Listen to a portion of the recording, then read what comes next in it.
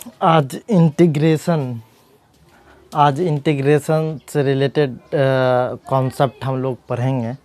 चूँकि डिफरेंशिएशन एक दिन हम पढ़ चुके थे। इंटीग्रेशन में बहुत लोगों को परेशानी होता, जैसे इसका बेसिक कॉन्सेप्ट नहीं आने की वजह से बहुत ज़्यादा परेशानी आता। तो 11th-12th में जितना इंटीग्रेशन 11th-12th की फ़िज़िक्स पढ़ने में इंटीग्रेशन का जितना ज़रूरत होता है उतना इंटीग्रेशन हम बेसिक बता देते हैं। ऐसे मैथ्स में आप लोग को ये इन डिटेल से तो पढ़ना ही था। हम आपको बता दिए थे कि कैलकुलस में 44 मार्क्स का अकेले कैलकुलस आता है जिसमें इंटीग्रेशन और डिफरेंशिएशन है। डिफरेंशिएशन का बेसिक कॉन्सेप्ट हम एक दिन बता चुके हैं। आज हम केवल इंटीग्रेशन की बात करेंगे और हम एक लाइन बता दें कि इंटीग्रेशन जो होता है ये रिवर्स प्रोसेस ऑफ डिफरेंशिएशन है। यानी डिफरेंशिएशन जो लोग पढ़े हो उसके लिए इंटीग्रेशन आसान है, नहीं भी पढ़े हो तो देखेंगे किस तरह के प्रोसेस हम लोग करते हैं। ये समाकलन इसको हिंदी में बोलते हैं। सम का मतलब जोड़ है। इंटीग्रेशन का एक बेसिक परिचय हम ये बोल दें कि ये एक हाई प्रोफाइल तरीके का जोड़ है। इसके द्वारा हम लोग एरिया अंडर द कर्व वगैरह भी पढ़ेंगे मैथ्स में। एरिया अंडर द कर्व का उपयोग हम लोग फिजिक्स में भी करते हैं। जैसे मान लीजिए कि कोई एक कर्व है, ये मान लीजिए जैसे एक्स एक्सिस है, ये मान लीजिए वाई एक्सिस है, कोई ये कर्व है। इस कर्व के द्वारा बोल देगा कि x=1 से लेकर के x=5 तक का एरिया क्या होगा। तो कुछ नहीं, इसके फंक्शन को यहाँ से यहाँ तक सेट कर दो, इंटीग्रेशन इसका करेंगे। जैसे देखो इसको y dx करके इंटीग्रेशन कर देंगे। इसमें x क्या होगा, वेरिएबल होगा। एक छोटा सा एलिमेंट dx एलिमेंट लेंगे, इस dx एलिमेंट का एरिया निकाल के इसी को इंटीग्रेट कर देते कहाँ से कहाँ तक, तो 1 से लेके 5 तक। तो ये एरिया अंडर द कर्व आ जाएगा। तो ये एरिया अंडर द कर्व तो 1 से 5 तक का ये dx ढेर सारा एलिमेंट होगा। सारे dx एलिमेंट को जोड़ते जोड़ते ये पूरा इंटीग्रेशन हो जाता है। खैर ये तो हम लोग इन डिटेल से जब देखेंगे तो देख लेंगे। आज सिर्फ इसके बेसिक कॉन्सेप्ट के बारे में बता दें कि ये बेसिक कॉन्सेप्ट इसका कहाँ क्या है। इंटीग्रेशन का ये एक सिंबल है। इस तरीके का सिंबल कहीं मिल जाए तो इसका मतलब इंटीग्रेट करना है। ये एक हाई प्रोफाइल तरीके का जोड़ एडिशन है। इसकी इंटीग्रेशन को हम लोग करते कैसे हैं, इसका क्या रूल है, क्या रेगुलेशंस है। तो रूल 2-3 बेसिक रूल है जिसको कि हम लोग याद रखेंगे। ज़्यादातर अलजेब्रिक और ट्रिगोनोमेट्रिक फंक्शंस हम लोग को फिजिक्स में काम आता है। 11th-12th में ज़्यादातर वही काम आता है। जैसे मान लो इंटीग्रेशन करना हो x⁴n dx का। देखिए x⁴n है और dx है। dx का मतलब बता रहा है कि x जो है वेरिएबल है, यानी x में चेंज हो रहा है।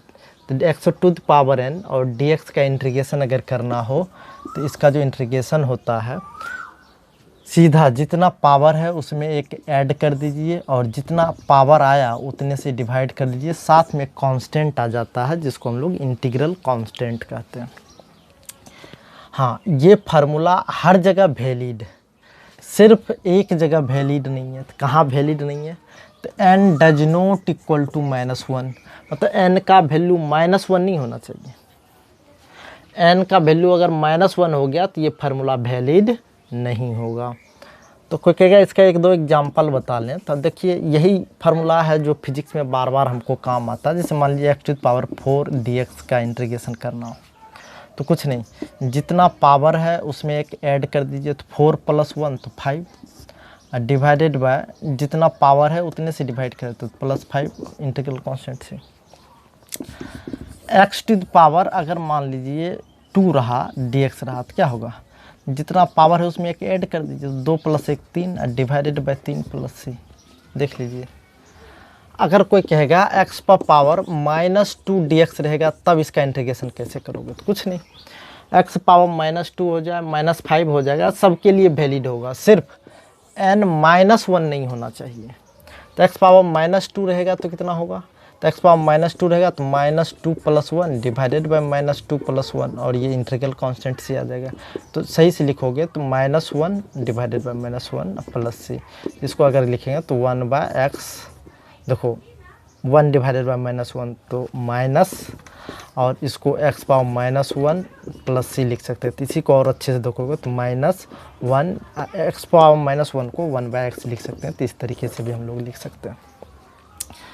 तो ये तो एक फार्मूला हुआ जिसका 1-2 एग्जाम्पल बता दिए। कुछ लोग अगर कहेंगे सर ये -1 को अगर आप अलग कर दिए तो अगर -1 ही हो जाए तो क्या करना है, तो x पावर -1 dx ही अगर रहे तो इसका इंटीग्रेशन सीधा log e बेस x कर देते हैं। x to the power -1 dx अगर रहा, या इसी को अगर हम दूसरे तरीके से लिखें तो 1/x dx का इंटीग्रेशन रहा, या इसी को हम लोग ऐसे भी लिख सकते हैं dx/x का इंटीग्रेशन अगर रहा तो सीधा log e बेस x हम लोग लिख के निकल लेते हैं।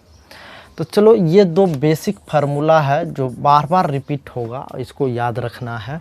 इसका एक दो एग्जाम्पल तो हम करा ही दिए। अच्छा देखो, जैसे dx/x कई बार ऐसा रहेगा कि dy/y रहेगा तो कोई दिक्कत नहीं, इसको हम लोग log e बेस y लिख लेंगे। जैसे मान लो कहीं dz/z रहेगा तो कोई दिक्कत नहीं, इसको log e बेस z लिख लेंगे।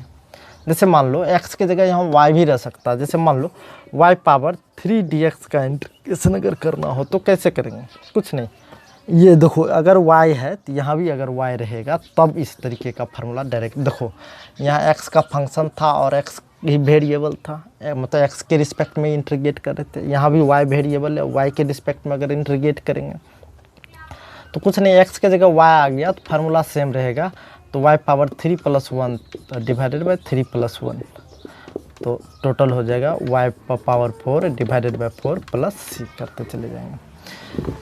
तो ये दो बेसिक फार्मूला है जिसको हम लोग सही से याद रखेंगे।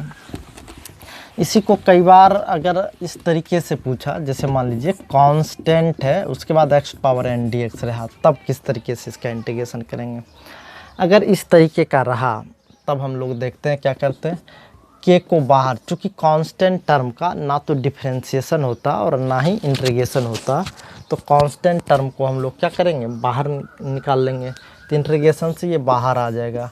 अब जो बच गया है x to the power n dx, इसका इंटीग्रेशन कर लेंगे। तो इसका इंटीग्रेशन कितना कर लेंगे, तो जितना पावर है उतना उसमें एक ऐड कर दो, तो n है तो n + 1 डिवाइडेड बाई कितना हो जाएगा n + 1, और ये कांस्टेंट टर्म क्या हो जाएगा c।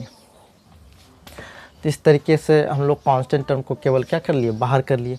कई बार ऐसा टर्म रहेगा कि जैसे मान लीजिए a ± b या ± c dx, इस तरीके से भी रहेगा, हो सकता है दो ही टर्म हो, इसमें हम 3 टर्म दे दिए। तो इस तरीके का इस पूरे का इंटीग्रेशन करना तो क्या करेंगे, कुछ नहीं, a dx का इंटीग्रेशन अलग हो जाएगा, b dx का इंटीग्रेशन अलग हो जाएगा, और ये c dx का इंटीग्रेशन क्या हो जाएगा, अलग हो जाएगा। इस तरीके से करते चले जाएंगे।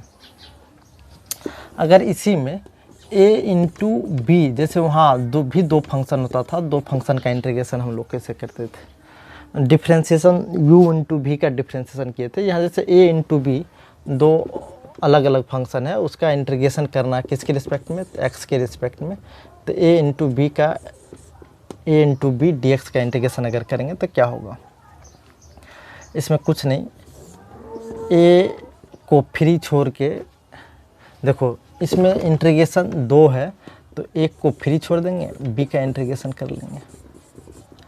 अब क्या करेंगे, माइनस a को फ्री छोड़ दिए, b का इंटीग्रेशन कर लिए।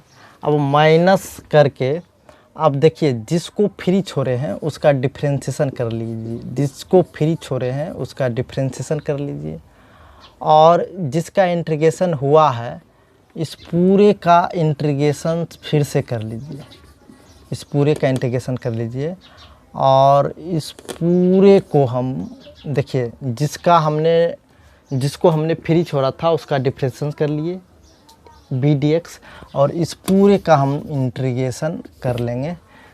इस तरीके से a इंटू बी dx का इंटीग्रेशन हो जाएगा। फिर से देख लें, a को फ्री छोड़ दिए, इंटीग्रेशन b dx माइनस जिसको फ्री छोड़े थे उसका पहले डिफ्रेंशिएशन कर लेना है, और जिसका इंटीग्रेशन हुआ उसका वैसे उतार लो, ठीक। इस पूरे का इंटीग्रेशन कर देना है, इस पूरे का इंटीग्रेशन कर देना है x के रिस्पेक्ट में। इस तरीके से हम लोग कर लेंगे। तो ये फार्मूला काम आएगा जबकि दो फंक्शंस आएगा, जैसे e to the power x sin theta d theta इस तरीके का रहे, तो बहुत सारा टर्म है। जैसे मान लो e to the power x² + 2 dx, इस पूरे का इंटीग्रेशन करना हो तो ये एक अलग अलग फंक्शंस आता है जो कि आइलेट एक फार्मूला आता है कि फर्स्ट फंक्शन और सेकंड फंक्शन मान करके हम लोग बनाते रहते हैं। तो खैर ये जहाँ उपयोग आएगा हम लोग केवल फार्मूला याद रखेंगे, फार्मूला से हम लोग आगे देखते चले जाएंगे। अब हम एक दो बस ट्रिगोनोमेट्रिक फंक्शंस का इंटीग्रेशंस बता दें। हम बताए थे कि इंटीग्रेशन और डिफरेंशिएशन एक दूसरे का रिवर्स प्रोसेस है, यानी एक दूसरे के का उल्टा होता। तो डी बाई डी थीटा यानी कॉस थीटा का अगर डिफरेंशिएशन करते थे तो ये माइनस साइन थीटा आता था, शायद ये आपको याद हो। और डी बाई डी थीटा यानी साइन थीटा का अगर इंटीग्रेशन करते थे तो ये कॉस थीटा आता था। अब देखो इसका उल्टा कर देना यहाँ, अगर यहाँ कॉस थीटा का इंटीग्रेशन करना हो, कॉस थीटा का अगर इंटीग्रेशन करना हो तो कॉस थीटा का इंटीग्रेशन क्या आएगा, सीधा साइन थीटा आएगा। इसमें कोई किंतु परंतु की बात, साइन थीटा का डिफरेंशिएशन कॉस थीटा आया था, तो कॉस थीटा का इंटीग्रेशन करोगे तो क्या आएगा, साइन थीटा। साथ में इंटीग्रल कांस्टेंट लगाना उसी लगा देंगे। उसी तरीके से अगर मान लो कॉस थीटा का डिफरेंशिएशन साइन थीटा आया था, तो साइन थीटा का अगर इंटीग्रेशन करोगे तो माइनस कॉस थीटा आएगा प्लस सी। देखो क्यों, चूँकि माइनस साइन थीटा का इंटीग्रेशन करते हैं तो सीधा कॉस थीटा आता। यहाँ इस बार माइनस साइन थीटा का इंटीग्रेशन करते तब ना, यहाँ सीधा साइन थीटा रहेगा तो माइनस को इस पार से सोचो उठा के उस पार लेके चले गए, तो ये minus cos theta plus constant integral constant. जैसे टेन थीटा का डिफरेंशिएशन क्या आता था, टेन थीटा का अगर डिफरेंशिएशन हम लोग देखेंगे तो ये सेक स्क्वायर थीटा होता था। अब देखो सेक स्क्वायर थीटा का अगर इंटीग्रेशन करोगे तो क्या आएगा, सेक स्क्वायर थीटा का इंटीग्रेशन करेंगे तो सीधा टेन थीटा आएगा प्लस इंटीग्रल कांस्टेंट। इसी तरीके से डिफरेंशिएशन और इंटीग्रेशन एक दूसरे का जस्ट रिवर्स प्रोसेस है, आप लोग देख सकते हैं। कॉस थीटा का डिफरेंशिएशन साइन थीटा, तो साइन थीटा का माइनस साइन थीटा का इंटीग्रेशन अगर करते तो कॉस थीटा आता। उसी तरीके से साइन थीटा का डिफरेंशिएशन कॉस थीटा, तो कॉस थीटा का इंटीग्रेशन किए तो साइन थीटा। हर जगह एक दूसरे का रिवर्स है। अब इसमें ये इतना से भी काम चलेगा, एक दो और हम बता दें। जैसे e to the power x है, e to the power x dx का अगर इंटीग्रेशन करेंगे तो ये e to the power x ही रहेगा। इसका डिफरेंशिएशन भी करते थे तो यही आता था। एक बात और याद रख लेंगे, कांस्टेंट टर्म का डिफरेंशिएशन अगर हम करते थे तो जीरो आता था, और जीरो का इंटीग्रेशन जब करोगे तो कांस्टेंट आएगा। इस बात को याद रखेंगे। एक बार बिहार बोर्ड डायरेक्ट इसी को ऑब्जेक्टिव के रूप में पूछ दिया था, जीरो का इंटीग्रेशन बताओ कितना होगा। जीरो का इंटीग्रेशन टाइम के रिस्पेक्ट में कर लो, वाई के रिस्पेक्ट में कर लो, किसी के रिस्पेक्ट में कर लो, जीरो का इंटीग्रेशन करेंगे तो ये क्या आएगा, कांस्टेंट ही आएगा। अब थोड़ा सा एक लिमिट वाला कॉन्सेप्ट बता दें कि लिमिट अगर हम लोग लेते हैं तो किस तरीके से लिमिट को तोड़ने का काम करते हैं। जैसे मान लीजिए x टू पावर 1 dx रहा, लिमिट अगर इसका हो, इसमें ये डिफिनिट इंटीग्रल कहलाता है। इसमें फाइनाइट वैल्यू वेरिएबल है, मतलब x जो वेरी करेगा 2 से मान लो 3 तक वेरी कर रहा, मतलब इसको लोअर लिमिट कहा जाता है और इसको अपर लिमिट कहा जाता है। हिंदी में देखेंगे तो इसको निम्न सीमा और इसको उच्च सीमा। जैसे मान लो x पावर 1 dx रहा और 2 से 3 तक इंटीग्रेट किए, तो इसका इंटीग्रेशन पहले जो से होता था, होने दो, पहले जो होता था और जितना पावर था उसमें एक ऐड कर देते थे, उसी से डिवाइड कर लेते थे। लोअर लिमिट को नीचे लिखते थे, अपर लिमिट को ऊपर। देखो लोअर लिमिट को नीचे लिख दिया, अपर लिमिट को ऊपर। पहले का जो इंटीग्रेशन होता था वही फार्मूला लगा के हमने इंटीग्रेट कर दिया। अब 1/2 बाहर निकाल लो, जो पावर है 1/2 बाहर निकाल लिए और x² लिख लो। एक स्टेप हम बढ़ा लेते हैं, 1/2 बाहर निकाल लिए। जो x वेरिएबल है ना, देखो यहाँ वेरिएबल क्या था, x जो वेरिएबल था उसी वेरिएबल के जगह एक बार अपर लिमिट, तो 3 वेरिएबल x था तो x के जगह अपर लिमिट, और जो फंक्शन है कर दो, स्क्वायर था तो स्क्वायर कर दिया, माइनस फिर x के जगह ही लोअर लिमिट। तो ये कितना हो जाएगा 1/2 9 - 4, मतलब ये 5/2 आ जाएगा। कितना आ जाएगा 5/2। इसी तरीके से जैसे मान लो x टू पावर -1 dx रहता और इसका वेरिएबल मान लो 3 से 4 तक ये लिमिट रहता, लोअर लिमिट 3 रहता, अपर लिमिट 4 रहता। x पावर -1 dx का इंटीग्रेशन क्या होता, तो log e base x, log e base x। देखो एक चीज़ गौर से, यहाँ x वेरिएबल है, x वेरिएबल है, तो जो इंटीग्रेट हो के आया उसके जगह एक बार अपर वैल्यू, मतलब इंटीग्रेशन पहले के जैसा ही होता था, केवल लिमिट जो है, ये अपर लिमिट को हम लोग ऊपर लिखते हैं और लोअर लिमिट को हम लोग नीचे लिखते हैं। तो ये लॉग ई बेस एक्स के जगह क्या लिखेंगे, अपर लिमिट, माइनस फिर से लॉग ई बेस एक्स के जगह क्या लिखेंगे, लोअर लिमिट। एक बार अपर लिमिट एक्स के जगह एक बार अपर लिमिट माइनस फिर एक्स के जगह एक बार लोअर लिमिट। तो तुमको पता होगा log x minus log y को हम लोग लॉग एक्स बाय वाई लिखते हैं। तो इसको जैसे लॉग एक्स है, ये लॉग वाई है, तो इसको हम लोग क्या लिखते हैं, लॉग एक्स बाय वाई। इस तरीके से लिखते चले जाएंगे। अब जैसे मान लो एक और हम बता लें एक कॉन्सेप्ट।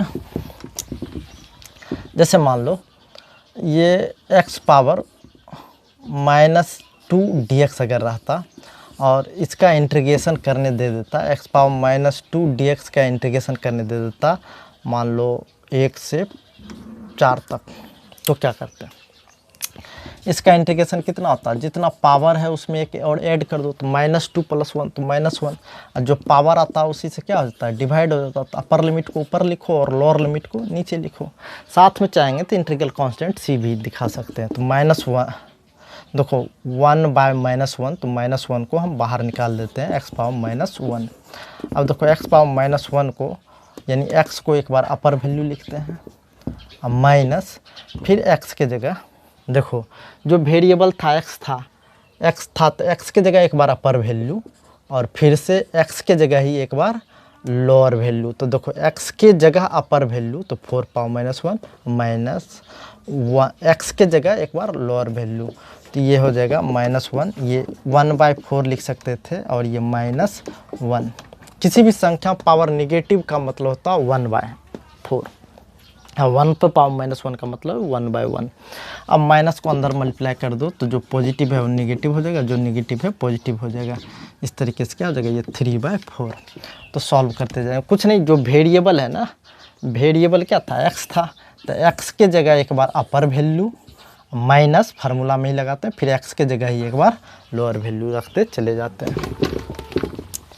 इसी में एक ट्रिगोनोमेट्रिकल फंक्शंस का हम बता देते हैं, हालांकि इन डिटेल से अगर पढ़ेंगे तो और भी ज़्यादा बहुत ज़्यादा इन डिटेल्स पढ़ना है, क्योंकि ये अकेले 44 नंबर का पूछा जाता तो आप सोच सकते हैं लगभग 6 महीना का सिलेबस ये होगा मैथ्स में। तो हम लोग जैसे मान लीजिए साइन थीटा डी थीटा का इंटीग्रेशन करते थे। जैसे मान लीजिए ये 30 to 60 डिग्री अगर इंटीग्रेट करना हो, या 0 से 90 भी हो सकता है, या 0 से 45 भी हो सकता है, या 0 से 90 भी हो सकता है। तो साइन थीटा डी थीटा का इंटीग्रेशन होता क्या था, तो ये माइनस कॉस थीटा होता। साइन थीटा डी थीटा का इंटीग्रेशन क्या होता, तो माइनस कॉस थीटा, क्योंकि माइनस साइन थीटा का इंटीग्रेशन करते तब जाके कॉस थीटा आता। तो साइन थीटा का integration minus cos theta. Upper limit को ऊपर लिखो और लोअर लिमिट को नीचे लिखो। तो देखो माइनस हम बाहर निकाल लेते हैं, क्योंकि माइनस ये हमको परेशान करेगा। तो देखो यहाँ वेरिएबल क्या था, थीटा वेरी कर रहा था, तो थीटा के जगह एक बार अपर वैल्यू रखो। अब देखो माइनस तो बाहर रही रहे, थीटा की जगह एक बार अपर वैल्यू माइनस फिर से इस थीटा की जगह लोअर वैल्यू, तो 30 डिग्री। तो सही से लिखोगे तो कितना हो जाएगा, माइनस कॉस, अच्छा माइनस एंट्री कर दो तो कॉस 30 माइनस कॉस 60। तो कॉस 30 का वैल्यू कितना, अच्छा माइनस अंदर मल्टीप्लाई कर दिए तो जो निगेटिव था वो पॉजिटिव हो गया, जो पॉजिटिव था वो निगेटिव हो गया। तो कॉस 30 का वैल्यू कितना, तो कॉस 30 का वैल्यू √3/2 होगा और ये कॉस 60 का वैल्यू 1/2 होगा। इसको सॉल्व करेंगे तो ये √3 माइनस 1/2 हो जाएगा। सेम तरीके से अगर कॉस थीटा डी थीटा का इंटीग्रेशन करना हो 0 to 45 डिग्री तो क्या करेंगे, तो कॉस थीटा का इंटीग्रेशन होता कितना था, शायद था साइन थीटा, क्या था साइन थीटा। इसमें अपर वैल्यू को ऊपर लिखेंगे और लोअर वैल्यू को नीचे लिखेंगे। तो साइन थीटा, तो थीटा की जगह एक बार 45 माइनस फिर से उसी थीटा की जगह एक बार क्या रखेंगे 0, तो साइन 0। तो साइन 45 का वैल्यू 1/√2 होता माइनस 0, तो ये सीधा 1/√2 आ जाएगा। तो कुछ नहीं, जो वेरिएबल होता है ना उसके जगह एक बार अपर वैल्यू इंटीग्रेट होना, जो जैसे जो हो के आया है इंटीग्रेट लिखेंगे, थीटा की जगह एक बार अपर वैल्यू माइनस थीटा की जगह एक बार लोअर वैल्यू।